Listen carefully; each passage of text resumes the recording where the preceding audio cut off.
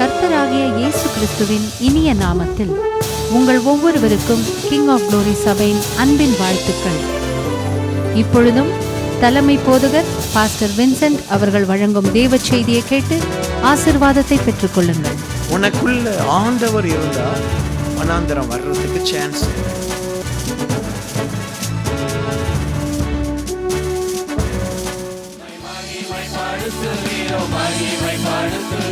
மகிமைக்குரியவரே, உம்மை துதித்து பாடுகிறோம், துதித்து பாடுகிறோம், துதித்து பாடுகிறே.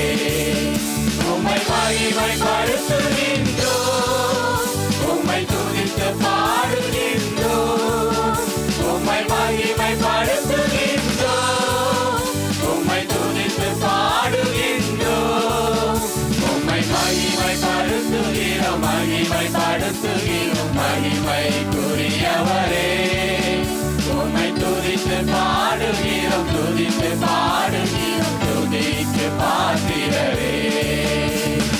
ஆயிரம் தலைமுறைக்கு இரக்கம் செய்பவரே, ஆயிரம் தலைமுறைக்கு இரக்கம் செய்பவரே, ஆபிரகாமின் உடன்படிக்கை நினைவு கூர்பவரே, ஆபிரகாமின் உடன்படிக்கை நினைவு கூர்பவரே, உம்மை மகிமைப்படுத்துகின்றோம், உம்மை துதித்து பாடுகின்றோம். சொல்லுங்க எல்லாரும். உம்மை மகிமைப்படுத்துகின்றோம், உம்மை துதித்து பாடுகின்றோம், உம்மை மகிமைப்படுத்துகிறோம், மகிமைப்படுத்துகிறோம், மகிமைக்குரியவரே, உம்மை துதித்து பாடுகிறோம், துதித்து பாடுகிறோம், துதித்து பாடுகிறே.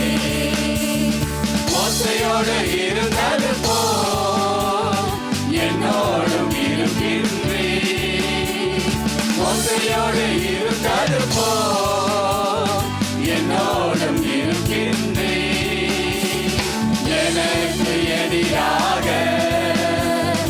எதிர்த்து நிற்பவன் யார்?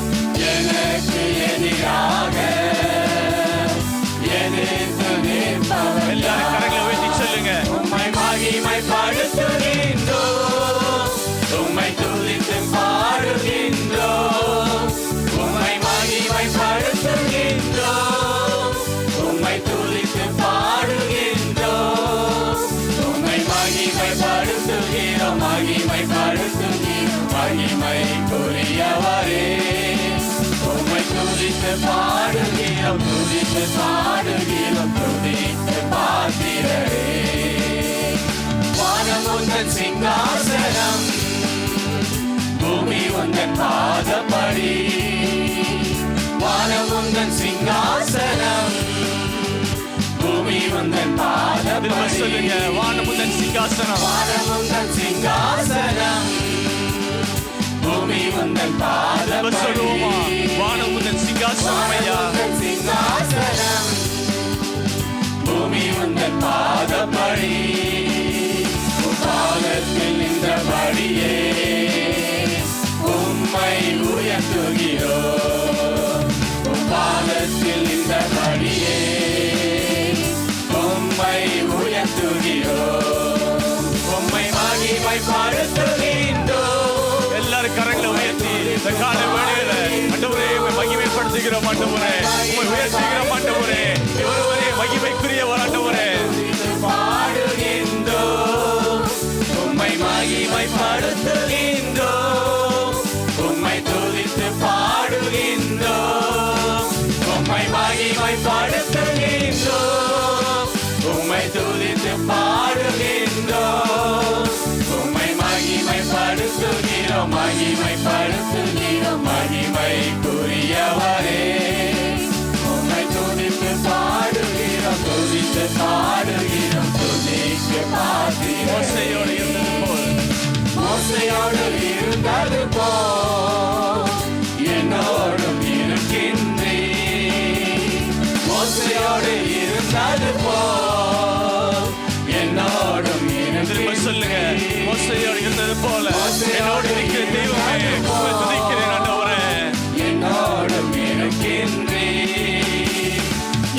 எனக்கு எதிராக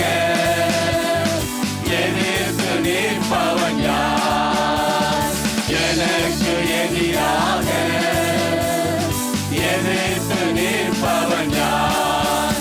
உம்மை மகிமைப்படுத்துகின்றோம். எல்லாரும் அப்படியே கரங்களை உயர்த்தி ஆண்டவரே உம்மை மகிமைப்படுத்துகிறோம். ஆண்டவரே யார் வெட்கப்பட வேண்டாம். ஜீவனுள்ள தேவனை ஆராதித்துக் கொண்டிருக்கிறோம். உம்மை துதித்து பாடுகின்றோம். உம்மை மகிமைப்படுத்துகின்றோம். உம்மை மகிமைப்படுத்துகின்றோம். உம்மை துதித்து பாடுகின்றோம். உம்மை மகிமைப்படுத்துகின்றோம். உம்மை துதித்து பாடுகின்றோம்.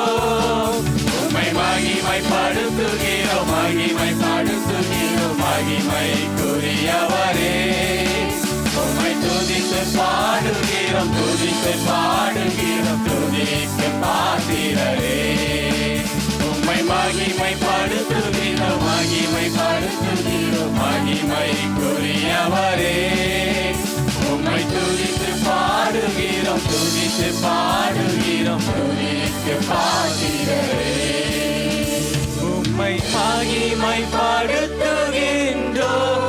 எல்லாரும் அப்படியே கரங்களை உயர்த்தி சொல்லுங்க. ஆண்டவரே மகிமைப்படுத்துகிறோம். ஆண்டவரே இந்த காலை வேளையில ஆசையோடு இருந்த நான் உன்னோடு இருப்பேன் என்று யோசுவாவுக்கு வாக்கு சொன்ன தேவன் இந்த காலை வேளையில நம்மோடு இருக்கின்றாரே. இந்த நல்ல தெய்வத்தை ஆராதிங்க. ஆண்டவரே உயர்த்துகிறோம் சொல்லுங்க.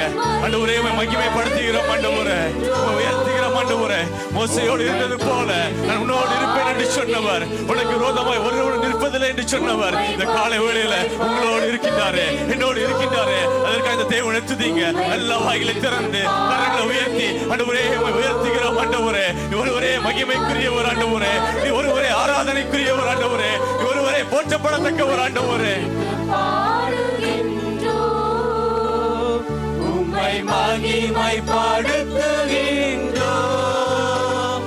உம்மை துதித்து பாடுகின்றோம். திரும்ப சொல்லுங்க. ஒரு விசைக்குள்ள உள்ளத்தின் ஆழத்திலிருந்து ஆண்டவரே உயர்த்துகிறோம். ஆண்டவரே உம்மை துதித்து பாடுகின்றோம். உம்மை மகிமைப்படுத்துகிறோம். மகிமைப்படுத்துகிறோம். மகிமைக்குரியவரே உம்மை துதித்து பாடுகிறோம். துதித்து பாடுகிறோம். துதிக்கு பாத்திரரே உம்மை மகிமைப்படுத்துகிறோம். எல்லாரும் சொல்லுங்க. அப்படியே ஒரே காலை வேளையில ஆண்டவரே உயர்த்துகிறோம். ஐயா உம்மை துதித்து பாடுகிறோம். துதித்து பாடுகிறோம். துதிக்கு பாத்திரரே. கர்த்தர் நல்லவர். இந்த நாளிலும் உங்களிடத்தில் நான் கொண்டு வருகிற செய்தி வனாந்தரத்தை குறித்து உங்களோடு நான் பேச விரும்புகிறேன். எதை குறித்து? வனாந்தரம். இந்த வனாந்தரம் என்று வேதத்தில் நிறைய இடத்துல சொல்லப்படும். விசேஷமாய் இஸ்ரவேல் ஜனங்கள் 40 வருஷம் எங்கே இருந்தாங்க? வனாந்தரத்தில் இருந்தாங்க. Deserted place.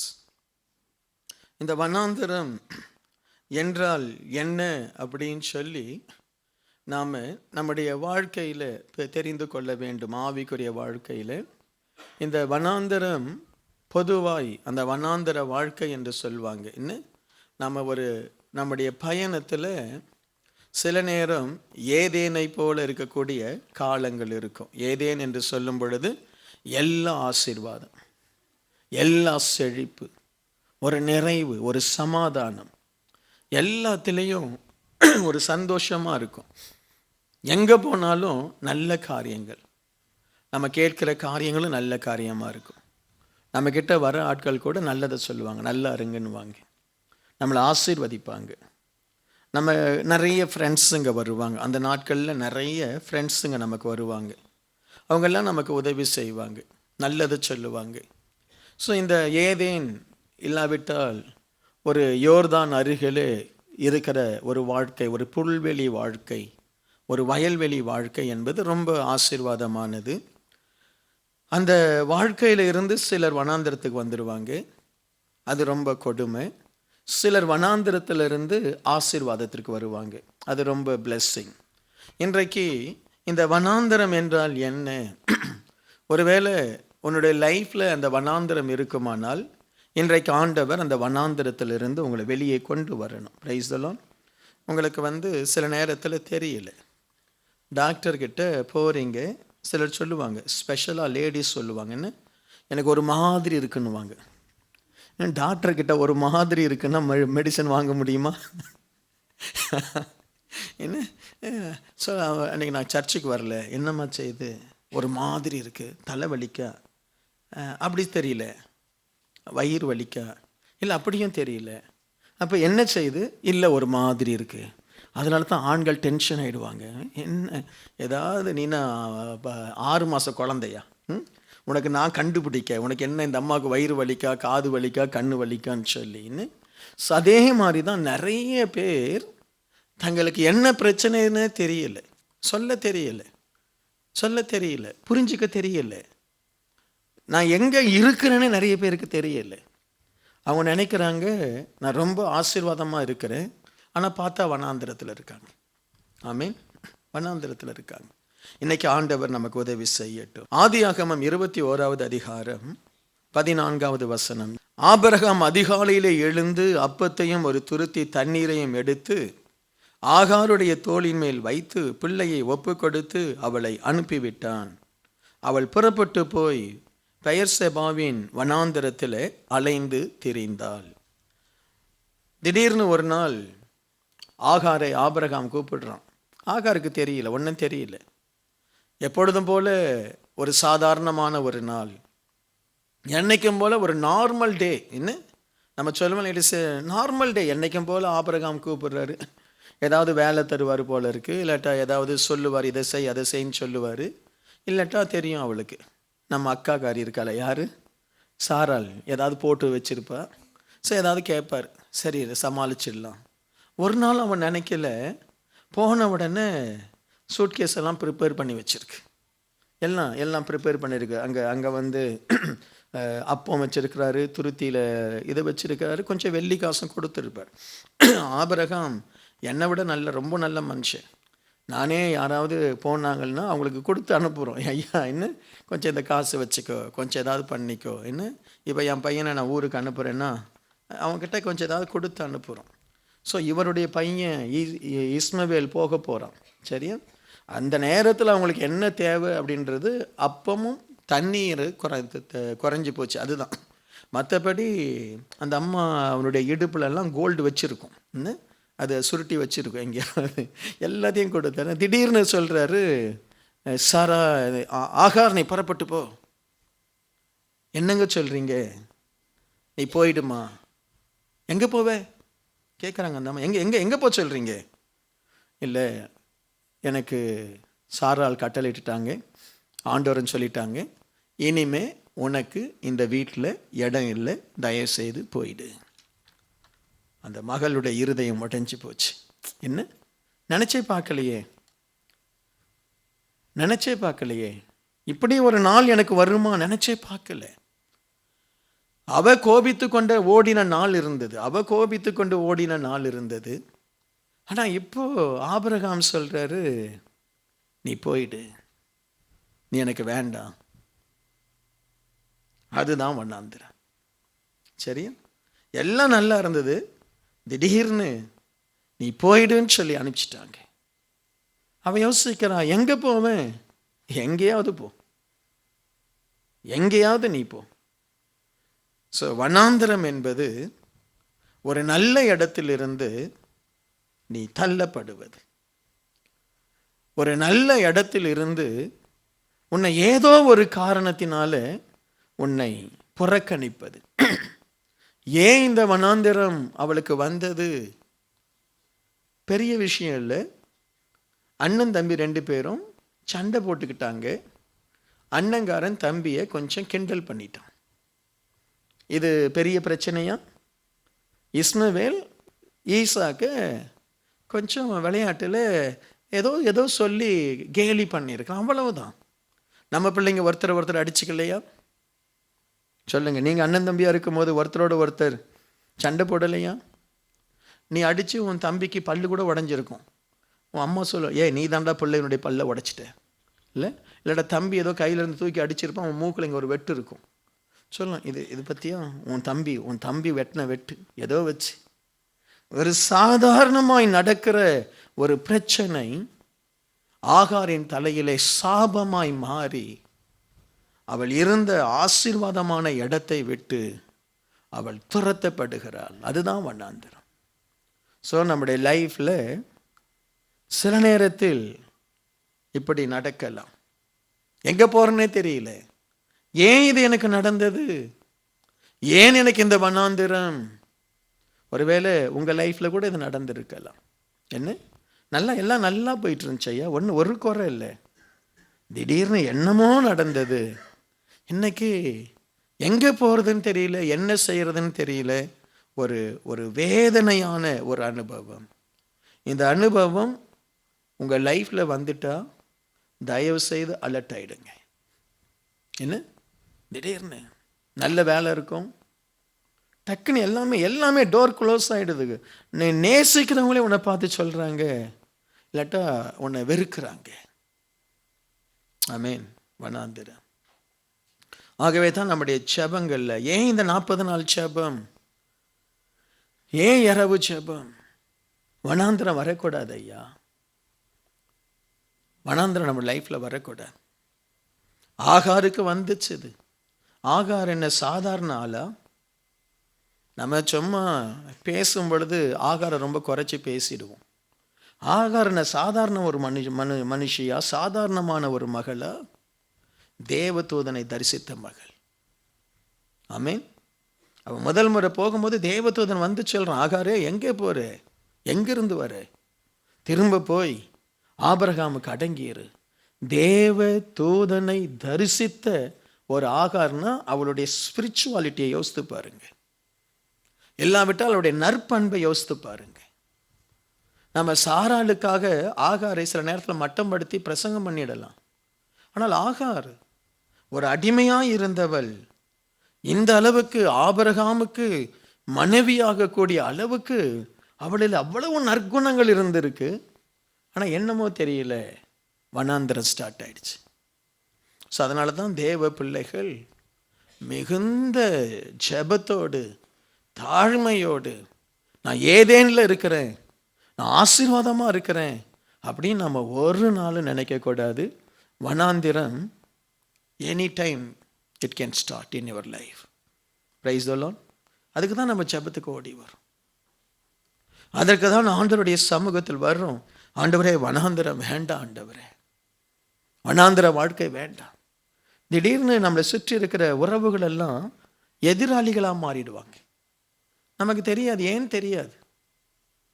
திடீரென்று நம்முடைய சொந்தங்கள் நமக்கு விரோதமாய் மாறும். அதுதான் வண்ணாந்திரம். உறவுகள் டோட்டலாக சேஞ்ச் ஆகிடும். நாம் நம்பி இருந்த, அதாவது நல்ல சுகமாய் கப்பலில் பயணம் பண்ணுறான், திடீர்னு அலைகள் கொந்தளிக்குது, அவனை தூக்கி கடலில் போடுறாங்க. அதுதான் வண்ணாந்திரம். எதிர்பார்க்காத திருப்பங்கள். ஆமீன். வாழ்க்கையில் எதிர்பார்க்காத திருப்பங்கள், வாழ்க்கையில் நாம் விரும்பாத காரியங்கள். ஸோ இது வரக்கூடாது. இந்த வனாந்திரம் என்ன செய்யக்கூடாது? வரக்கூடாது. ஸோ அதற்கு தான் தேவ பிள்ளைகள் உள்ளத்தில் எப்பவுமே ஒரு நடுக்கம் இருக்கணும். சொல்லுங்க, என்ன இருக்கணும்? ஒரு நடுக்கம் இருக்கணும். நாம் நிலையற்றவர்கள். நிறைய நேரம் நாம் பேசுகிறோம், நம்பிக்கை குறித்து பேசுகிறோம், உயர்வை குறித்து பேசுகிறோம். அவைகளுக்கு மத்தியில் நீ புரிந்து கொள், நம்முடைய லைஃப்பில் என்றைக்கும் காரியங்கள் மாறலாம். வனாந்திரத்தினுடைய அடுத்த தன்மை, யாத்திராகமம் 15:22. பின்பு மோசே இஸ்ரவேல் ஜனங்களை சிவந்த சமுத்திரத்திலிருந்து பிரயாணப்படுத்தினான். அவர்கள் சூர் வனாந்திரத்திற்கு புறப்பட்டு போய் 3 நாள் வனாந்திரத்தில் தண்ணீர் கிடையாமல் நடந்தார்கள். வனாந்திரம் அப்படின்னா நம்முடைய அத்தியாவசியமான தேவைகள் சந்திக்கப்படாமல் போகலாம். நம்முடைய the very necessity things, எது உனக்கு உயிர் வாழ, எது உனக்கு ஆசீர்வாதமாக இருக்கோ அது கிடைக்காம போயிடலாம். என்ன மோசே ஜனங்களை கூட்டு போகிறான், பெரிய அற்புதம், சிவந்த சமுத்திரம் பிளக்கிறது, பெரிய அற்புதம். ஜனங்கள்லாம் ரொம்ப சந்தோஷமா இனி எங்களுக்கு கானான் கிடைச்சிடும்னு போகும்பொழுது ஆண்டவர் வனாந்திரத்தை வைக்கிறார். அங்கே தண்ணீரை ஆண்டவர் தரலை. ஏனென்றால் ஆண்டவருக்கு அந்த ஜனங்களை சோதிக்கணும். இவங்க இத்தனை ஜனங்க கொண்டு வந்துட்டோம், இவங்க எப்படிப்பட்டவர்கள் ஆண்டவர் பார்க்க விரும்புகிறார்.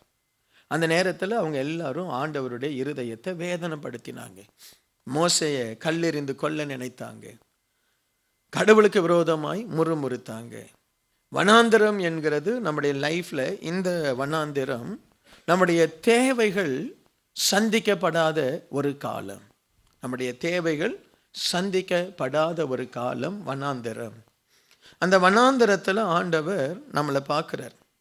நீ இந்த வனாந்திரத்தில் முறுமுறுக்கிறியா, இல்லை என்னை நோக்கி கூப்பிடுறியா? ஆகார் அந்த வனாந்திரத்தில் தேவனை நோக்கி கூப்பிட்டு தண்ணீர் கிடைக்க பெற்று ஆசீர்வதிக்கப்பட்டார். இந்த ஜனங்களுக்கு தண்ணீர் இல்லை. இன்றைக்கு ஒருவேளை உங்கள் லைஃப்பில் அத்தியாவசியமான காரியங்கள் உங்களுக்கு இல்லாமல் இருந்தால் நீங்கள் ஒரு வனாந்திரத்தில் இருக்கீங்க. ஆமென். நல்ல ஒரு வேலை உனக்கு இல்லை, உனக்கு தெரியும், நேச்சுரலாகவே தெரியும், நீ ஒரு பற்றாக்குறையில் இருக்கிற. வேலை இருக்குது, ஆனால் சரியான சம்பளம் இல்லை. உன் பிள்ளைகளையும் உன் குடும்பத்தையும் பராமரிக்க முடியலை. ஒரு நாள் ஒரு பிரதர் என்னை வந்து சந்தித்தார். சொந்தமாய் நல்ல பெரிய லெவலில் ஏதோ ஒரு ஹோட்டல் இந்தியாவில் ஆரம்பித்தார். ரொம்ப பல வருஷம் அவருக்கு ஹோட்டல் தொழில் செய்கிற அனுபவம்.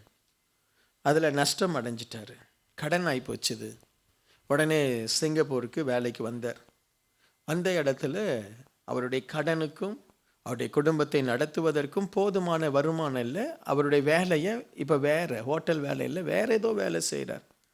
அவரால் தாங்கவே முடியல. ஒரு நாள் என் ஆஃபீஸில் வந்து அழுதுகிட்டே இருக்கிறார் மனுஷன்.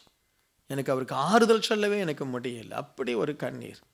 அதுக்கப்புறம் ஆண்டுடைய சமூகத்தில் அவருக்காக மனமுடைந்து நானும் செபித்தேன், அவரும் செபித்தார். இன்றைக்கு கொஞ்ச நாளைக்கு முன்னாடி இந்த பிரதரை பார்த்தேன், கேட்டேன், எப்படி இருக்கிறீங்க பாஸ்டர்? இப்போ ஆண்டுக்குள்ளே வந்த பிறகு, சபைக்கு வந்த பிறகு எல்லாமே கொஞ்சம் சரியாயிட்டு வருது, இப்போ கொஞ்சம் நம்பிக்கை வந்துருச்சுது. என்ன? ஸோ ஒரு நேரம் வண்ணாந்தரம். இன்றைக்கு உன்னுடைய லைஃப்பில் சில நீ நாளுக்கு நாள் நீ இழந்துட்டு போகிற, ஆசீர்வாதம் இல்லாமல் போகிற, ஏதோ உன்னை ஏதோ ஒரு இந்த வனாந்தரம் உன்னை வந்து டோட்டலாக உன்னை ஆட்கொள்ள பார்க்குது, உன்னை டோட்டலாக உன்னை அப்படியே முழுங்க பார்க்குது. தயவு செய்து தேவனை நோக்கி செபி. வனாந்திரத்தில் தாகம் இல்லாமல் ஜனங்கள் எப்படி மரித்து போவார்களோ அதே போல் உன் லைஃப்பில் இந்த வனாந்திரங்கள் பெருகுச்சுதுன்னா நீ ஆசீர்வாதத்தை பார்க்க முடியாது. வனாந்திரத்திலே லைஃப் முடிஞ்சிடும். Price the Lord. தயவு செய்து செபிக்க கற்றுக்கொள்ளுங்க. தண்ணீர் இல்லாத ஒரு வனாந்திரம். யோபு 1வது அதிகாரம் 19வது வசனம். வனாந்திர வழியாய் பெருங்காற்று வந்து அந்த வீட்டின் 4 மூலையிலும் அடிக்க அது பிள்ளைகள் மேல் விழுந்ததினால் அவர்கள் இறந்து போனார்கள். நான் ஒருவன் மாத்திரம் தப்பி அதை உமக்கு அறிவிக்கும்படி வந்தேன். பெருங்காற்று. யோபுனுடைய பிள்ளைகள் அவங்களுடைய ஒரு சகோதரன் வீட்டில் எல்லாரும் கூடி நல்லா விருந்து சாப்பிட்றாங்க, நல்ல சந்தோஷமாக இருக்கிறாங்க, நல்ல ஐஸ்வர்யமாக இருக்கிறாங்க. திடீரென்று வனாந்திரத்திலிருந்து பெருங்காற்று வீசுது. அவங்க என்ன அப்படின்னு நினைக்கிறதுக்குள்ள வீடு இழஞ்சிடுச்சுது. ஒரே அலறல் சத்தம். பார்க்குறாங்க, அந்த பிள்ளைகள் 10 பிள்ளைகள் இறந்து கிடக்கு. என்ன? ஒரு ஒரு ஒரு ஒரு திடீர்னு ஒரு குலுங்கல், அவ்வளவுதான். எல்லாமே தரமட்டம் ஆயிடுச்சு. வனாந்தரம் என்பது நம்முடைய வாழ்க்கையில் ஏற்படுகிற ஆபத்துகள். என்ன நடக்குதுன்னே தெரியல, ஒரு நிமிஷத்தில் முடிஞ்சு போச்சு. நிறைய பேருடைய வாழ்க்கையில் இந்த மாதிரி ஆபத்து என்கிற சூறாவளிகள் வீசும். திடீர்னு நல்லதாக இருந்துச்சு, எல்லாமே நல்லா இருந்தது பாஸ்டர், என்ன நடந்துச்சுன்னு தெரியல, திடீர்னு ஒரு ஓடினா அவ்வளோதான், எங்கேயோ இடித்தான், கீழே விழுந்தான். பார்த்தா மயக்கம், ரொம்ப அடி, தலையில் பெரிய பிரச்சனை. என்ன, நல்லதான் பாஸ்டர் காரில் வண்டியில் போயிட்டு இருந்தேன், திடீர்னு எங்கேருந்தோ வந்தான் லாரிக்காரன், இடித்தான். ஆபத்து, நம்மை சுற்றி ஆபத்துகள். இந்த ஆபத்து உன்னை மேலே மோதிடுச்சுன்னா அந்த மோதலினாலே உனக்கு ஏற்படுகிற தீங்கு இருக்கு பாருங்க, அதுதான் வனாந்திரம். இந்த வனாந்திரம் இது எல்லாமே யாருக்கு நடந்தது நீங்கள் பார்த்தீங்கன்னா, தேவனை தேடின ஜனங்களுக்கு, இஸ்ரவேல் ஜனங்களுக்கு, யோபுவின் பிள்ளைகளுக்கு, ஆமென், ஆபிரகாமின் குடும்பத்திற்கு. ஹலோ, இருக்கீங்களா? நான் உங்களை பயம்படுத்துறதுக்காக இந்த பிரசங்கத்தை பண்ணலை, நான் உங்களை ஆசீர்வாதமாக தான் நடத்த போகிறேன். ஆனால் யோசித்து பாருங்க, யாருக்கு இது நடந்தது? துன்மார்க்கனுக்கா? இல்லை. தேவனை அறியாத மனுஷனுக்கா? இல்லை. யோபுவினுடைய குடும்பத்தில் வனாந்தரம் வந்தது. மோசே தலைமை தாங்கின ஜனங்களுக்கு வனாந்தரம் வந்தது. மோசையை விட ஒரு சிறந்த ஊழியக்காரனை வேதத்தில் பார்க்க முடியுமா? என்ன, அவனுடைய கரத்தின் கீழ் இருந்த இஸ்ரவேல் ஜனங்களுக்கு வனாந்தரம் வந்தது. ஆபிரகாமின் குடும்பத்தில் வனாந்தரம் வந்தது. உன்னுடைய குடும்பத்தில், என்னுடைய குடும்பத்தில், நம்முடைய சபையில் இந்த வனாந்தரம் வர எவ்வளவு நேரம், எவ்வளவு நேரம்? ஆகவே தான் ஒரு தேவ பிள்ளைகள் எப்பொழுதுமே பயந்த இருதயத்தோடு வாழணும். ஆமென். பயந்த இருதயம். எப்பொழுதும் பயப்படுகிறவர்கள் பாக்கியவான்கள், பைபிளில் வசனம் இருக்கு. தேவனுக்கு எப்பொழுதும் பயப்படணும். ஏனென்றால் இன்றைக்கு எங்கேயோ இருக்கிற அந்த வனாந்தரம், அந்த பெருங்காற்று நம்ம மேலே மோதுறதுக்கு ரொம்ப நேரம் ஆகாது. ஆகவே யாராவது ஒருவன் சிறுமைப்பட்டு கடந்தால் அவனை தயவு செய்து கேலி பண்ணாதீங்க. யாராவது ஒருவர் ஒடுங்கி கடந்தா தயவு செய்து, அவன் கடவுளை சரியா தேடலை போல இருக்கு, அவன் சரியா ஜெபிக்கலை போல இருக்கு, அவன் ஆண்டவருக்கு சரியாய் காணிக்க கொடுக்கல போல இருக்கு, அதனால தான் இப்படியெல்லாம் நடந்ததுன்னு சொல்லி மற்றவங்களை ஜட்ஜ் பண்ணவே பண்ணாதீங்க, தயவு செய்து பண்ணாதீங்க. வனாந்திரம் எந்த நேரத்தில் யாருக்கு வேணாலும் ஏற்படலாம். இந்த வனாந்திரம் வந்தா கண்ணீர் தான் நமக்கு மிஞ்சும். என்ன மிஞ்சும்? கண்ணீர் தான் மிஞ்சும். ஆகவே தான் நம்ம தேவ சமூகத்தில் இதுக்கெல்லாம் தப்பலாம். இதுக்கெல்லாம் தப்ப முடியுமா? முடியும். ஆண்டுடைய சமூகத்தில் கண்ணீரோடு செபிக்கணும், ஆண்டர்கிட்ட மன்றாடணும். சுவாமி, நானும் யாருக்கும் தீங்கு செய்ய மாட்டேன், எனக்கும் தீங்கு வரக்கூடாது. யாபேஸ் ஜெபம் பண்றான், ஆண்டவரே தீங்கு என்னை துக்கப்படுத்தக்கூடாது, என்னை தயவு செய்து என்னை ஆண்டவரே என்னுடைய எல்லையை விரிவாக்க உம்முடைய கரம் என் மேலே இருக்கட்டும். இன்னைக்கு சபை பிள்ளைகள் தயவு செய்து வனாந்திரம் உங்கள் வாழ்க்கையிலே வருவதற்கு இடம் கொடுக்காதீங்க, இடம் கொடுக்காதீங்க. மேட்டிமையா நிற்காதே, மேட்டிமையா நிற்காதே.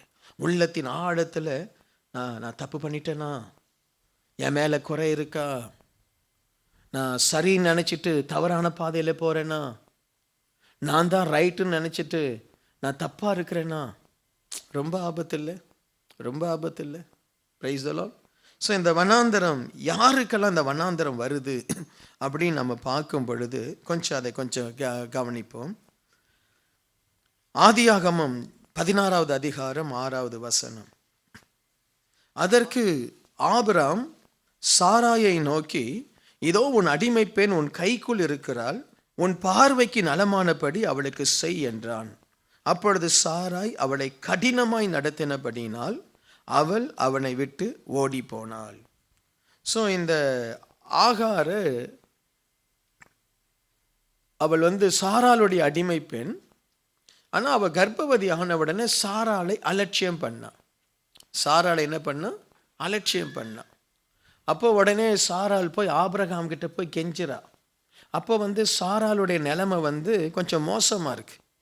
ஏன்னா சாராளுக்கு குழந்தை இல்லை, இந்த ஆகாருக்கு இப்போ என்ன இருக்கா? கர்ப்பவதியாக இருக்கிறா. கர்ப்பவதியாக இருக்கிறா. ஆபிரகாமுக்கு ரொம்ப சந்தோஷம், அவனுடைய ட்ரீம்ஸ் அது நிஜமாகுது. இப்போ பார்க்குறான், சாராள் கிட்ட ரொம்ப நேரம் பேசுகிறத விட ஆகார் கிட்ட ரொம்ப நேரம் பேசுகிறான். சாராளை கொஞ்சம் விசாரிக்கிறத விட ஆகாரை கொஞ்சம் விசாரிக்கிறான். ஏம்மா நல்லா இருக்கியா? கொஞ்சம் வெளியில் போயிட்டு வரும் பொழுது ஆகார் கர்ப்பமாக இருக்கிறாளேன்னு சொல்லி அவளுக்கு கொஞ்சம் விசேஷமாக ஏதோ பொருட்களை வாங்கிட்டு வந்து கொடுக்குறான். இப்போது சாராள் பார்க்குறா, சாராளுடைய நிலம் என்ன ஆயிடுச்சு? கீழே போயிடுச்சு. இப்போது சாராளால் ஆகாரை கண்ட்ரோல் பண்ணவே முடியல. ஏன்? இப்போ ஆகார் உயர்ந்துட்டு வரா. கவனிங்க, இப்போ ஆகார் என்ன செய்கிறான்? உயர்ந்துட்டு வரா. அடிமையாக இருந்தா, ஆபிரகாமுடைய மனைவியானா, இப்போ ஆபிரகாமுக்கு ஒரு குழந்தையை கொடுக்க போறா. உயர்ந்துட்டு வரா. ஆபிரகாமினுடைய பாளையத்தில் அவனுடைய கூட்டத்தில் எல்லாம் சொல்லிக்கிறாங்க, ஐயாவை ஆண்டவர் ஆசீர்வச்சிட்டார். அம்மா வந்தா, எத்தனையோ வருஷமா ஐயாவுக்கு குழந்தை இல்லை, நம்ம ஐயாவுக்கு ஒரு குழந்தை ஆண்டவர் கொடுக்கணும்னு ஜெபம் பண்ணோம். மகாராசி வந்தா, இவன் மூலமாய் நம்ம ஐயாவுக்கு ஒரு நல்ல ஒரு குழந்தையை தந்துட்டார்.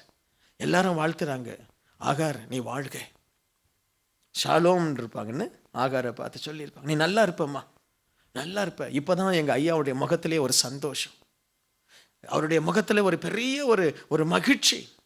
என்ன, 15 வருஷத்துக்கு அப்புறம் ஒரு நல்ல ஒரு குழந்தையை நீ பெற்றெடுக்கிற.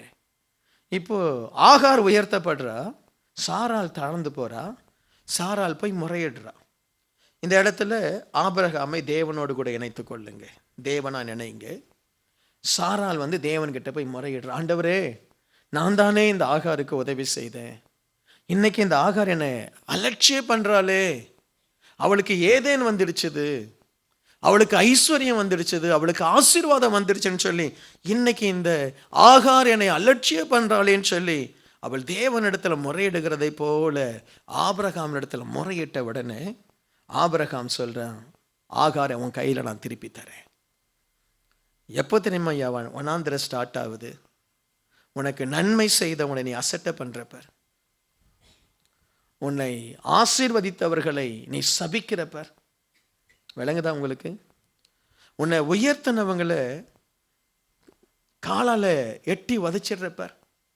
உனக்கு யாரோ ஆண்டவர் சொல்றாரு, ஒரு கலசம் தண்ணீர் கொடுத்தாலும் நான் அதை மறக்க மாட்டேன்னு சொல்றார்.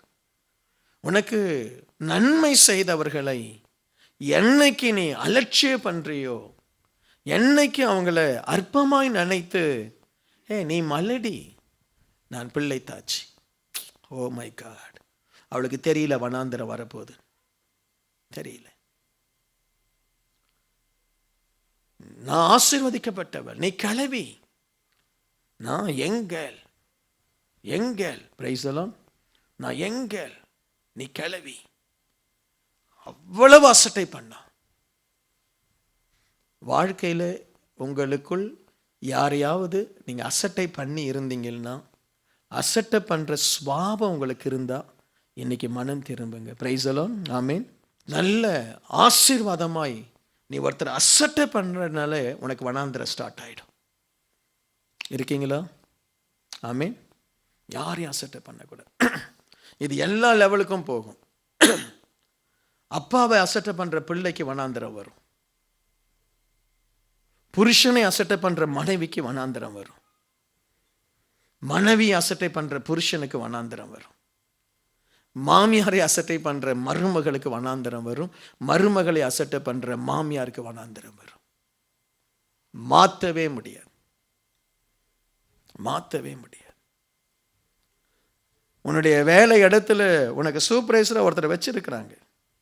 அந்த சூப்பர்வைசரை நீ அசட்டை பண்ணுற, நீ ரொம்ப ஸ்கில்டு, அவன் பல வருஷமாக வேலை செய்தான், அவன் கம்பெனி ஓனருக்கு அவன் நல்லவன், நீ யூஆர் வெரி ஸ்கில்டு, நீ ரொம்ப ஞானம் உள்ளவன், நீ அவனை அசட்டை பண்ண அந்த சூப்பர்வைசர், உனக்கு என்ன தெரியும் போடான்ற, உனக்கு ஒரு வனாந்திரம் வரும். உன்னை விட நல்லா தெரிஞ்ச ஒரு மேனேஜர் உன் கண்ணில் விரலை விட்டு ஆட்டுவான். சரியா? வனாந்திரம் வரும். ஸோ எப்பவுமே வனாந்திரம் அசட்டை பண்ணால் வரும். தயவு செய்து சொல்கிறேன், யாரையும் அசட்டை பண்ணாதே. இதே பாவத்தை தான் இஸ்மவேல் செய்யலாம். இஸ்மவேல் ஈசாக்க அசட்டை பண்ணுறான். ஈசாக்கு ஒரு மகிமையின் குழந்தை. அவன் ஒரு காலத்தில் பலிப்பிடத்தில் ஏற போகிறான். இஸ்மவேலை குறித்து வேதம் சொல்லுது, அவன் துஷ்ட மனுஷன். ஈசாக்கு சந்தோஷம், நகைப்பு, பலிபீடத்தில் ஏறக்கூடியவன். அவன் தாய் என்ன அநியாயம் செய்தாலோ அதையே இஸ்மவேல் ஈசாக்குக்கு செய்கிறான், அதையே செய்கிறான். அம்மா அவருடைய வளர்ப்பு பிள்ளையில வருது. தயவு செய்து உங்கள் அம்மா குணங்கள் உங்களுக்குள்ள வந்துடாம நல்ல குணங்கள் வரட்டும். சரியா? உன் அம்மா ஒரு வீட்டில் போய் அந்த குடும்பத்தை 4 துண்டு போட்டு அதை ஒன்னெல்லாம் ஆக்கிட்டா. நீ அதே அபிஷேகத்தோடு ஒரு வீட்டுக்கு போயிடாத மகராசி. சரியா? போயிடாத. அம்மா என்ன செய்தானோ அதையே இஸ்மவேல் செய்தான். அன்றைக்கு ஆகார் செய்ததற்கு அந்த சாராள் அவளை கொஞ்சம் கடினமாய் நடத்தினாள். ஒரு தேவதூதன் சந்தித்தான், திரும்ப அனுப்பினான். இஸ்மவேலுக்கு அந்த பாடத்தை ஆகார் சொல்லி தரல. இஸ்மவேல் செய்தான், அந்த குடும்பம் பிரிஞ்சு போச்சு. ஆமீன். வனாந்திரம் ஏன் வருது? காரணம் இல்லாமல் வனாந்திரம் வராது. சொல்லுங்க, காரணம் இல்லாமல் வனாந்திரம் வராது. சிலருக்கு வரக்கூடிய வனாந்திரங்கள் ஆசீர்வாதத்திற்காக தேவன் அனுப்புவார். இன்னைக்கு நீங்க தயவு செய்து பாருங்க, என் லைஃப்ல வனாந்திரம் இருக்கா? சரியா? இன்னொரு வனாந்திரம் எப்படி வருது? லூக்கா 8வது அதிகாரம் 29வது வசனம்.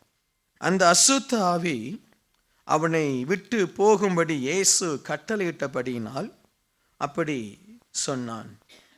அந்த அசுத்த ஆவி வெகு காலமாய் அவனை பிடித்திருந்தது. அவனை சங்கிலிகளாலும் விலங்குகளினாலும் கட்டுண்டு காவல் பண்ணப்பட்டிருந்தும் கட்டுகளை முறித்து போட்டு பிசாசினால் வனாந்தரத்திற்கு துரத்தப்பட்டான். இங்க ஒரு மனுஷனை குறித்து பார்க்கிறோம். வனாந்தரத்திற்கு துரத்தப்பட்டான். ஏன்? அவன் பிசாசினால் பிடிக்கப்பட்டவன். பிசாசினாலே பிடிக்கிறவர்களை பிசாசு வனாந்தரத்துக்கு கொண்டு போகும். பிசாசினாலே பிடிக்கிறவர்களை. யாரை பிசாசு பிடிக்கும்? ஹலோ, பிசாசு யாரை பிடிக்கும்? பிசாசு யாரை பிடிக்கும்னா, நிச்சயமா பிசாசு என்னெல்லாம் பிடிக்காது. ஏன்னா அவனுடைய விருப்பம் வேற, என்னுடைய விருப்பம் வேற. சரியா? பிடிக்காது. பிசாசு யாரை பிடிப்பான்னா, அவன் கொல்லுகிறவன், அவன் பிரிக்கிறவன், அவன் பிரிவினைவாதக்காரன், அவன் வேசிதனம், விபச்சாரங்கள், அசுத்தங்கள், காம விகாரங்கள், அவன் கோல் சொல்றவன், பிரிவினை செய்கிறவன், இதெல்லாம் பிசாசினுடைய குணங்கள். சரியா? இந்த பிசாசினுடைய குணங்கள் மனுஷனுக்குள்ள வராமலே அந்த மனுஷனுக்குள்ள அந்த குணங்கள் கிரியேச்சை. ஏனென்றால் நம்ம ஜென்ம சுபாவம் பாவத்தில் இருக்கிறோம். இவனை ஏன் பிசாசு பிடிச்சது அப்படின்னா, இவன் வீட்டில் அடங்கலை. வீட்டில் அம்மா அப்பா சொல்கிறாங்க, கரெக்ட் நேரத்துக்கு வீட்டுக்கு வாமா, ஒரு 7 மணி 8 மணிக்கு வீட்டுக்கு வாமான்னா, அவன் 9-10 மணி வரைக்கும் ரோட்டில் அலையிறான். நடுராத்திரி 12 மணிக்கு வர்றான். ஒழுங்கில்லை. பிசாசு அவனை நைட்டில் பிடிச்சிச்சு. ஒழுங்கில்லை. அப்பா அம்மா ஆலோசனை சொன்னால் அவன் எதிர்க்கிறான். பிசாசு எதிர்க்கிறவன். அவன் எதிர்க்கிறான். பாஸ்டர் சொன்னான் எதிர்க்கிறான், அப்பா அம்மா சொன்னான் எதிர்க்கிறான். அவனை பிசாசு பார்க்குறான். நம்ம குணம்லாம் இவனுக்குள்ள இருக்கு. என்ன? நம்ம போகாமலே நம்மளை மாதிரியே இருக்கிறான் அவன். என்ன? ஸோ அப்போ பிசாசு ஒரு மனுஷனை பிடிக்குதுன்னா, அந்த மனுஷன் பிசாசு தனக்குள்ள வரக்கூடிய, தன்னை ஏற்றுக்கொள்ளக்கூடிய சுபாவம் உள்ளவன். உங்களுக்கு சில நண்பரை உங்ககிட்ட வர்றாங்க, ஒருத்தர் அவனோடு பழகி பார்க்குற, அவனுடைய சுபாவம் உனக்கு பிடிக்கலை. அப்படி பிடிக்கலன்னு என்ன செய்கிறீங்க? அவனை விட்டு டிஸ்டன்ஸ் கீப் அப் பண்ணுறீங்க. எனக்கு நீ பிடிக்கலப்பா, உன் ஃப்ரெண்ட்ஷிப் எனக்கு பிடிக்கலை, நீ ரொம்ப தவறான ஜோக் அடிக்கிற, நான் அப்படியெல்லாம் பழகலை. என்ன பழகலை? நீ குடிக்க போகிற, நான் அப்படிலாம் பழகலை, எனக்கு குடிக்க பிடிக்கலை, நீ விலகுற. ஏன்? அந்த நண்பனுடைய சுபாவம் உனக்கு பிடிக்கலை. ஆனால் அவனுக்கு நிறைய நண்பர்கள் இருக்கிறாங்க. உனக்கு தான் அவனை பிடிக்கலை. ஆனால் அவனை மற்றவங்கெல்லாம் வா, ஏய் மச்சான் வான்றான், என்ன மச்சி வான்றான். வேற என்ன சொல்லுவாங்க இப்போ? ப்ரோவா? ஓ ஹை ப்ரோன்றான். சரியா? ஏதோ சொல்லிக்கிறான். அவனுக்கு நிறைய பேர் பிடிச்சிருக்கு. பிசாசும் அப்படி தான். உங்களை கிட்ட வருவான், உங்களை அவனுக்கு பிடிச்சிச்சு, அவங்கள உங்களுக்கு பிடிச்சிச்சு. எப்படி ஒரு பையனை பார்க்குறாங்களே கல்யாணம் பண்ணுறதுக்கு, ஏன்பா இந்த பொண்ணை பிடிச்சிருக்கா? ஐயோ எனக்கு ரொம்ப பிடிச்சிருக்கு. அந்த பொண்ணை கேட்குறாங்க உனக்கு பிடிச்சா? ரொம்ப பிடிச்சிருக்கு. பிசாசும் தன்னை பிடித்தவர்களை தான் அவன் பிடிப்பான், பிடிக்காதவர்களை பிடிக்க மாட்டான். ஹலோ, இது நிறைய பேருக்கு தெரியல. பாஸ்டர் நைட்டில் ஏதோ வந்து என்னை அழுத்தது, என் பக்கத்துலேயே படுத்திருக்கிற மாதிரி இருக்குது. ஆமாம், உனக்கு பிடிக்குது, உனக்கு பிடிக்குது. நம்ம பக்கத்தில் வர சொல்ல அவன் வந்தாலே நமக்கு பிடிக்க மாட்டிருக்கு, எரியுது, அவனுக்கு எரியுது, ஓடிடுறான். நான் சில நேரத்தில் இந்த வெளி ஊர்களுக்கெல்லாம் போகும்போது ஹோட்டலில் போனால் அங்கே ஏற்கனவே நம்ம ரூமில் ஒன்று உட்காந்துருக்கு. அது ஏற்கனவே ரூம் போட்டு உட்காந்துருக்கு அங்கே உள்ள. நம்ம போனால் என்னதான் ஒரு மாதிரி இருக்கே அப்படின்னு சொன்னால் தூக்கம் வர மாட்டிருக்கு. நைட்டில் தூக்கம் வரல. ஏன் தூக்கம் வரலன்னு பார்த்தா ஒன்று உட்காந்துருக்கு. அது சொல்லுது, நீ ஒரு நாள் தான் தங்க வந்திருக்க, நான் இங்கே பல வருஷமாக இங்கே தங்கிட்டு இருக்கேன்னு. சரியா? அதே ஹோட்டலில் வேற ஒருத்தன் போனால் அவ்வளோ நிம்மதியாக தூங்குறான். 2 பேரும் கட்டி பிடிச்சிட்டு தூங்குறான். ஏன்? பிடிக்குது, அவனை பிடிக்குது. ஸோ ஆண்டவர் சொல்கிறாரு, சிலருடைய லைஃப்பில் பிசாசு என்டர் ஆகி அவங்கள என்னெல்லாம் அவங்க மனசில் விருப்பம் அதெல்லாம் செய்ய சொல்லுவான். முன்னாடி ஒரு கேன் பீர் நீ குடிச்சிருப்ப, இன்னைக்கு நீ போகும்பொழுது அந்த ஒரு பாக்ஸே வாங்கிட்டு போகிற, 12 20 வாங்கிட்டு போகிற. முன்னாடி ஒன்று தான், வாரத்துக்கு ஒரு முறை குடிப்பேன். இப்போ என்ன செய்கிற? அதை எடுத்துகிட்டு போய் ஃப்ரிட்ஜில் வைக்கிற. ஃப்ரிட்ஜு பத்தலைன்னு சொல்லி அதுக்காக பெரிய ஃப்ரிட்ஜு ஆர்டர் பண்ணுற. ஏன்? பிசாசு உனக்குள்ள நுழைஞ்சிடுச்சு. உனக்கு வனாந்தரம் வர்றோம்.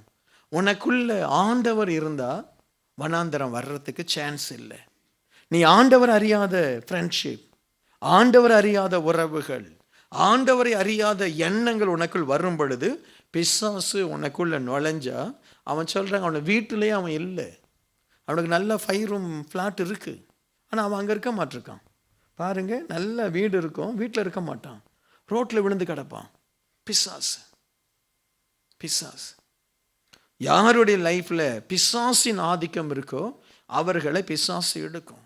நல்ல கம்பெனியில் நல்ல வேலை செய்துட்டு இருந்தான், பிசாசு அவனை பிடிச்ச. அவனுக்கு ஒரே பண ஆசை, நான் சம்பாதிக்கணும். ஒருத்தர் மெர்சிடிஸ் காரில் போனால் நான் இந்த காரில் போகணும். பிசாசு பார்த்தா இவனுக்கு ரொம்ப பண ஆசை. நீ இந்த வேலையை விட்டுட்டு கம்பெனி ஆரம்பி, நீ மெர்சிடிஸ் காரில் போகலான்னா.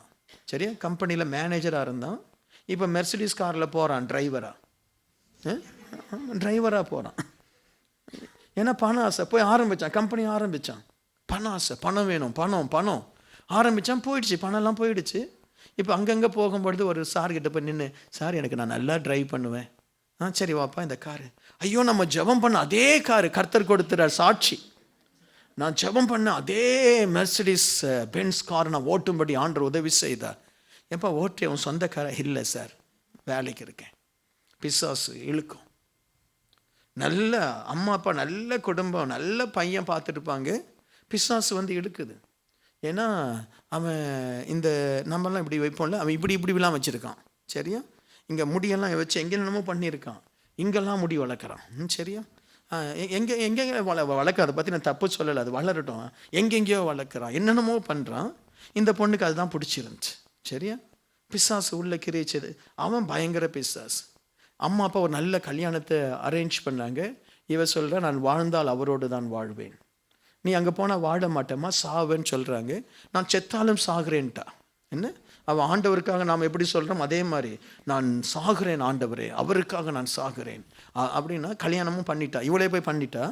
அதுக்கப்புறம் அவன் போயிட்டான். அவன் சொன்னான், நான் எனக்கு ஏற்கனவே கல்யாணம் ஆகி 2 குழந்தை இருக்குது, நீ வா, நான் என்னுடைய மனைவிக்கிட்டேயே சொல்லி உன்னை ஒரு வீட்டில் தங்க வைக்கிறேன். இதெல்லாம் நடந்தது, நான் எதுவுமே நடக்காத விஷயத்த சொல்லலை, இதெல்லாம் நடந்தது. என்கிட்ட ஜெபத்துக்கு வந்திருக்கிறாங்க. நல்ல பொண்ணு, ஒருத்தனை பார்த்து கல்யாணம் பண்ணிவிட்டு, சரி நீ வா, நீ வீட்டை விட்டு வந்துடு, நான் உன்னை கூப்பிட்டு போகிறேன்னா. சரி, சொந்தமாக எங்கேயோ ஒரு வீட்டை கொண்டு போய் விட்டுடுவான்னு சொல்லி பார்த்தா ஒரு வீட்டில் கொண்டு போய் விட்டுறான். அங்கே ஒரு அழகான ஒரு பொண்ணு இருக்குது, 2 குழந்தை இருக்குது. இவங்க யார் உங்களுக்கு தெரிஞ்சவங்களா? இல்லை, உனக்கு ஒரு 4 வருஷத்துக்கு முன்னாடி தெரிஞ்சவங்க. இது உன்னுடைய அக்கா, என்னுடைய முதல் மனைவி, அவளுக்கு 2 குழந்தை இருக்குது, நீனும் எங்கேயோ இன்னொரு ரூமில் தங்கிடு, வாடகையும் கொடுத்துருன்றான். ஹலோ, சரி, 2 குழந்தை சொல்கிறேன், நீ வளர்த்துக்கோ, நான் உனக்கு ஹஸ்பண்டாக மட்டும் இருப்பேன், சரியா? குழந்தை நீ வளர்த்துக்கோ, நான் காசெல்லாம் தர முடியாது, நான் முதல் ஃபேமிலியை பார்க்கணும். ஏன்? பிசாசு. நீ பிசாசினால் ஆட்கொள்ளப்பட்டினா உன் வாழ்க்கை வண்ணாந்துடும். அதுக்கு தான் உங்களை அபிஷேகத்துக்கு கூப்பிடுறோம், ஆவியில் கூப்பிடுறோம், ஜபத்துக்கு வாங்கன்னு கூப்பிடுறோம். உங்கள் பிள்ளைங்களை அந்த இளம் வயது, அந்த 16-15 வயசில் அந்த பிள்ளையை நம்ம பாதுகாத்துட்டோம்னா காலத்துக்கும் பாதுகாத்துடலாம். அந்த பிள்ளைங்களை யூத் சர்ச்சுக்கு அனுப்புங்க, சண்டே ஸ்கூலுக்கு அனுப்புங்கன்றோம். நீங்கள் சொல்கிறீங்க, இல்லை நாங்களே பாதுகாத்துக்கொள்ள முடியாதம்மா. எப்போ வண்ணாந்திரம் வருன்னு தெரியாது.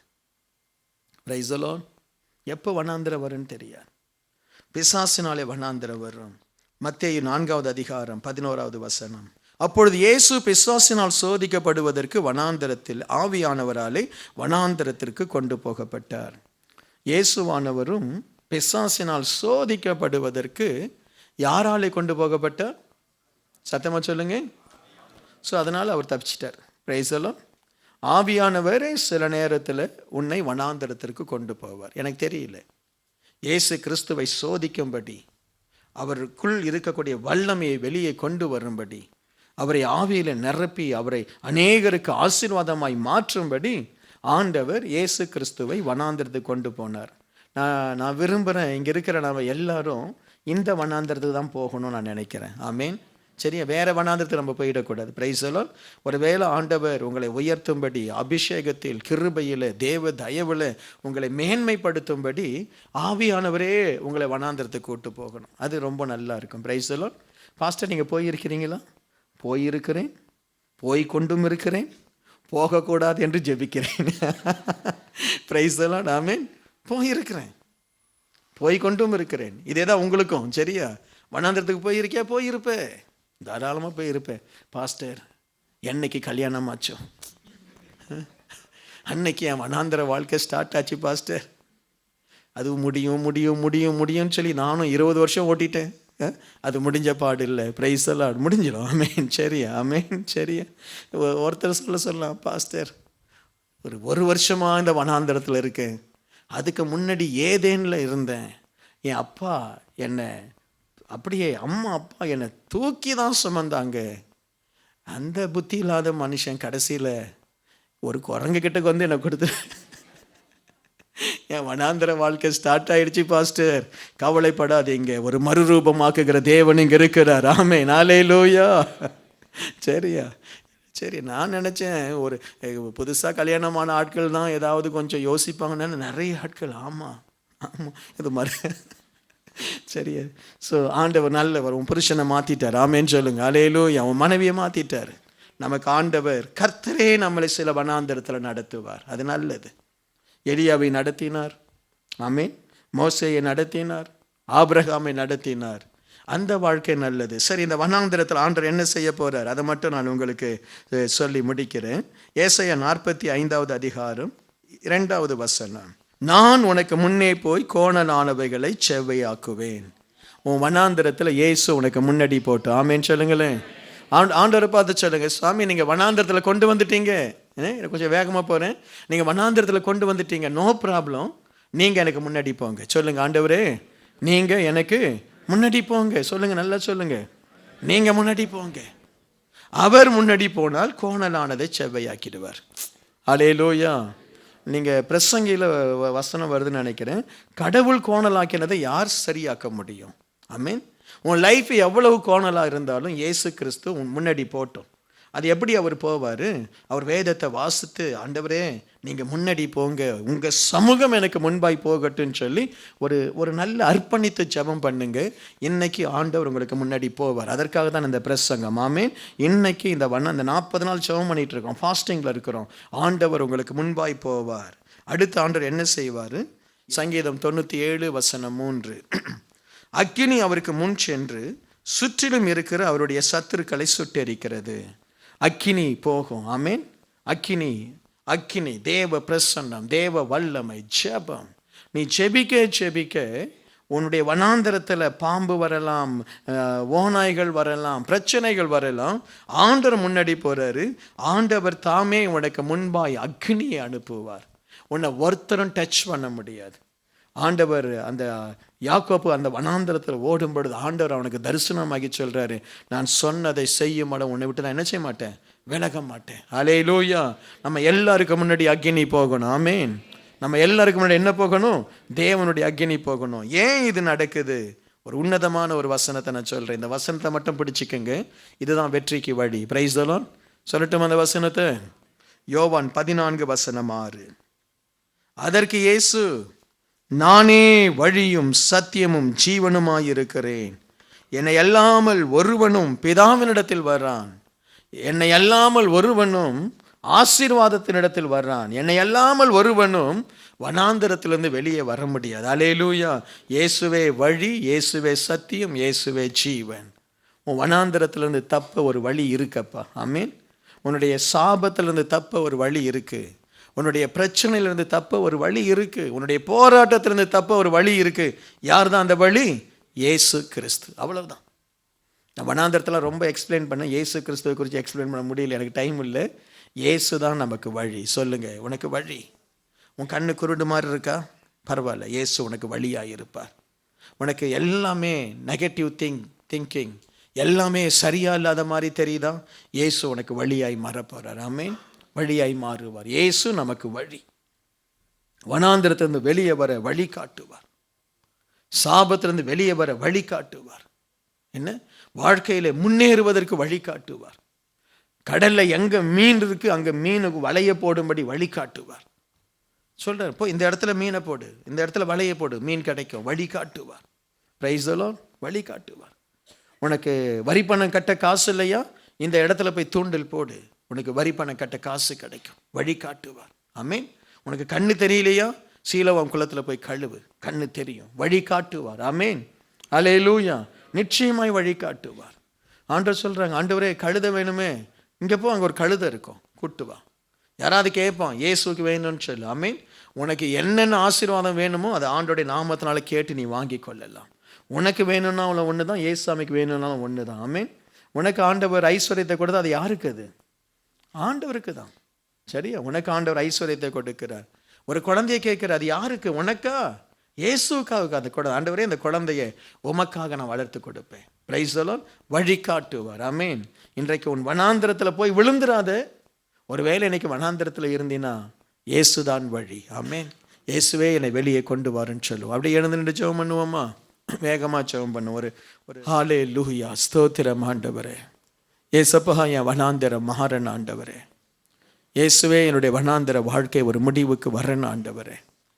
ஏதோ ஒரு கடன் பிரச்சனையில் ஆழத்தில் இருக்கிற எலியேசா தீர்க்கதரிசியின் இடத்துல அந்த மகள் ஓடுகிறாள், என் கடன் அடைக்கப்படணும். ஆண்டவர் ஒரு வழி காட்டுகிறார். ராஜா ஆட்களை அனுப்புகிறான்.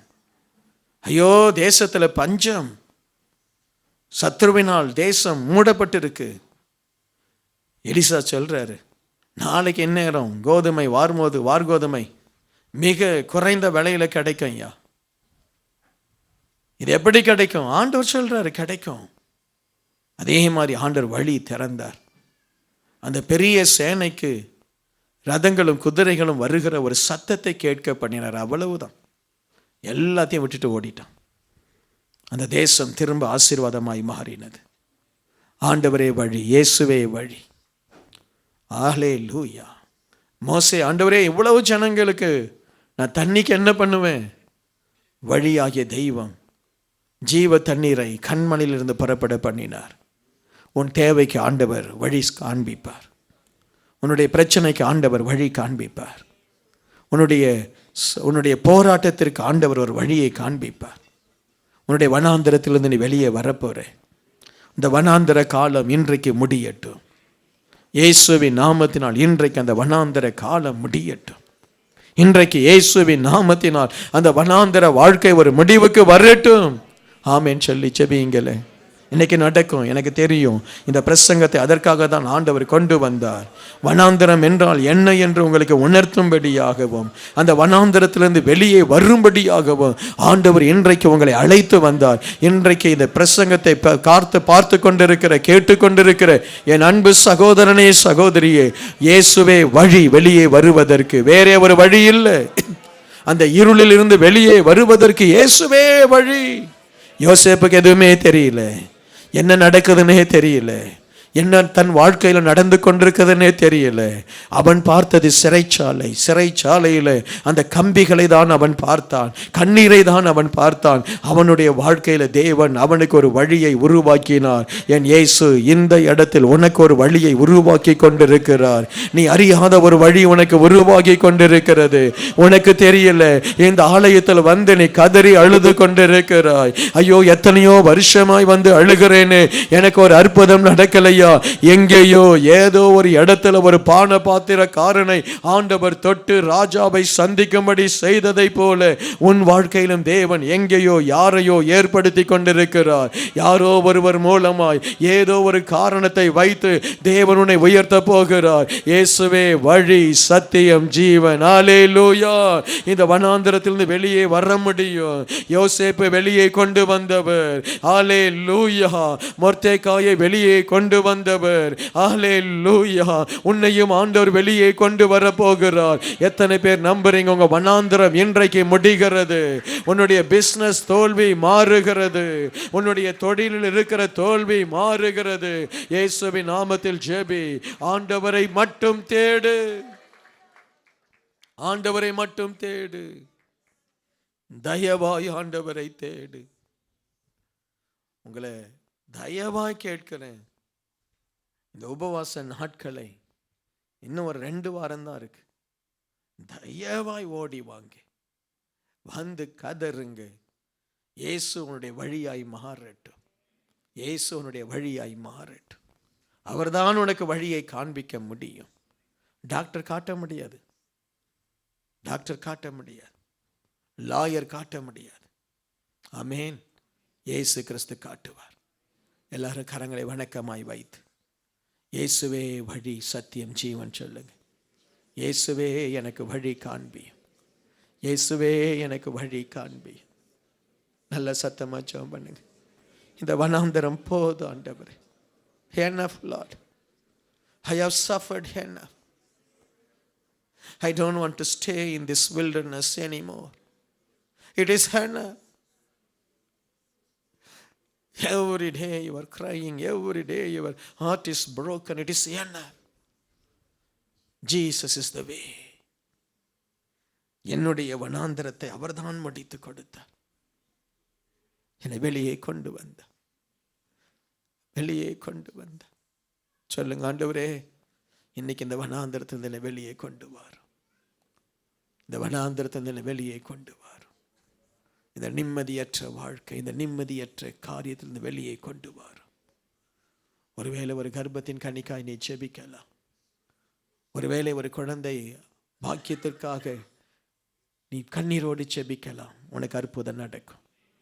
இயேசுவின் நாமத்தினால் இன்னைக்கு I release the healing power in the name of Jesus. இயேசுவின் நாமத்தினால் ஒரு வேலை உனக்கு நடக்கும், கிடைக்கும். அந்த அற்புதம் இப்பொழுதே ரிலீஸ் பண்ணுங்க ஆண்டவரே. உம்முடைய நாமத்தினாலே ஆசீர்வதிக்கிறேன். ஆண்டவரை பிடித்துக் கொள்ளுங்க. வனாந்தரம் மாறும். வனாந்தரம் கொண்டு வந்த சாபம் எல்லாம் மறைஞ்சிடும். யோபின் வாழ்க்கையில வனாந்தரம் கொண்டு வந்த சாபம் மறைந்தது. ஹல்லேலூயா. ஒரு புது ஆசீர்வாதம். உதிர்ந்து போன இலைகள் திரும்ப அவைகள் வளர்ந்தது. உதிர்ந்து போன கழுகனுடைய சிறகுகள் திரும்ப வளர்வதை போல திரும்ப அவன் பறந்து செழித்தான். உனக்கு அது நடக்கும். எத்தனை பேர் நம்புறீங்க? உங்களுக்கு அது நடக்கும். உங்கள் வனாந்திரம் இயேசுவின் நாமத்தினால் முடிகிறது. ஒரு ஆசீர்வாதமான ஒரு நாட்கள் இந்த நாட்களில் உருவாகுவதற்காய் நன்றி செலுத்துகிறேன். வந்த ஒவ்வொருவரையும் ஆசீர்வதிக்கிறேன் அப்பா, இயேசுவின் நாமத்தில் பிதாவே, ஆமென். தூத்துக்குடி பகுதியில் கிங் ஆஃப் குளோரி ஜெப மையம் திங்கள் முதல் சனிக்கிழமை வரை காலை 9 மணி முதல் மாலை 6 மணி வரை செயல்படுகிறது. உங்களுடைய ஜெப தேவைகளுக்கு நீங்கள் எங்கள் ஜெப மையத்தை அணுக வேண்டிய முகவரி king of glory prayer centre, 4/3A, new salt colony, Tiruchendur road, Thoothukudi 628003. தொடர்பு கொள்ள மொபைல் நம்பர் 8220014177. இந்த ஊழியத்தை நீங்கள் தாங்க விரும்பினால் உங்கள் காணிக்கைகளை கிங் ஆஃப் குளோரி என்ற பெயருக்கு காசோலையாகவோ டிமாண்ட் டிராஃப்டாகவோ அனுப்பலாம். எங்கள் account number Karur Vysya bank 1202135000003195. IFSC code KVBL 00010202. தயவு செய்து உங்கள் தசம பாகங்களை எங்களுக்கு அனுப்ப வேண்டாம், அது உங்கள் சபைக்குரியது.